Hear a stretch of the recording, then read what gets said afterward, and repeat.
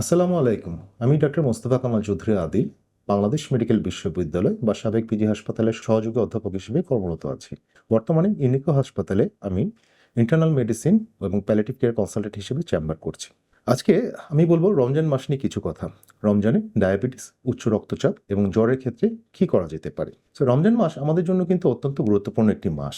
কিন্তু রোজার সময় যারা ডায়াবেটিস, উচ্চ রক্তচাপ বা জ্বরে ভুগছেন তাদের জন্য কিন্তু কিছু বিষয় মেনে চলাটা জরুরি। প্রথমেই বলি ডায়াবেটিস নিয়ে। রোজার ক্ষেত্রে ডায়াবেটিস মানে যে রোজা রাখা যাবে না, ব্যাপারটা কিন্তু ঠিক নয়। কিন্তু আবার সব ডায়াবেটিস রোগীর ক্ষেত্রে কিন্তু পরিস্থিতি একরকম হয় না।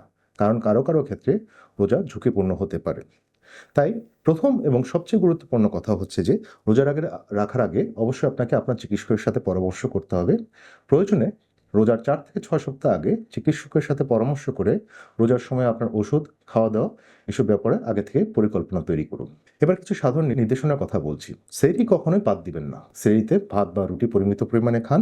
খাবারের মধ্যে শাকসবজি, ডাল, ডিম, মাছ এগুলো রাখার চেষ্টা করুন। ইফতারে অতিরিক্ত মিষ্টি, শরবত এ ধরনের খাবারগুলো কিন্তু পরিহার করে চলুন। ওষুধ বা ইনসুলিনের মাত্রা নিজে নিজে পরিবর্তন করবেন না।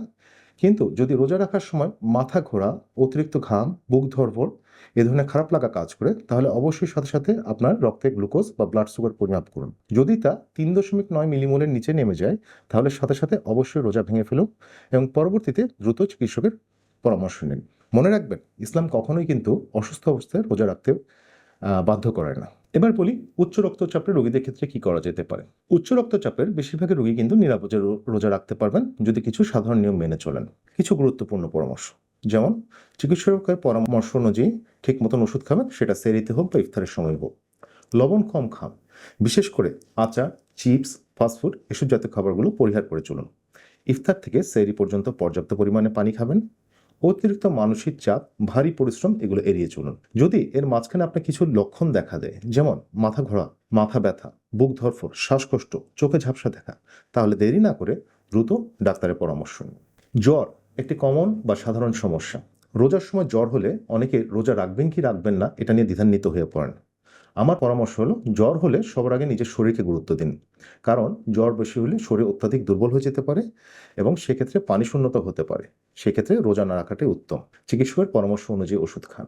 যেহেতু বাংলাদেশে ডেঙ্গু, চিকেনগুনিয়া, টাইফয়েড এসব জ্বরের প্রকোপ বেশি, তাই জ্বর যদি 3 দিন বা এর বেশি হয়ে যায়, খুব বেশি মাত্রায় জ্বর হয়, জ্বরের সাথে অন্যান্য কোনো লক্ষণ দেখা দেয় বা যেসব রোগগুলো বললাম সেগুলো যদি কিছু লক্ষণ দেখা দেয়, যেমন সাথে জয়েন্টে ব্যথা, গা হাত পা খুব বেশি ব্যথা, মাথা ব্যথা, বমি এগুলো বেশি দেখা দেয়, তাহলে দ্রুত চিকিৎসকের পরামর্শ নিন এবং প্রয়োজনে টেস্ট করে ওষুধ নিন।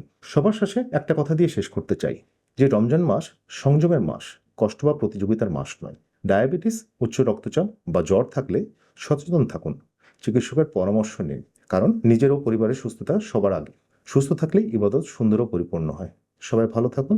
ধন্যবাদ সবাইকে।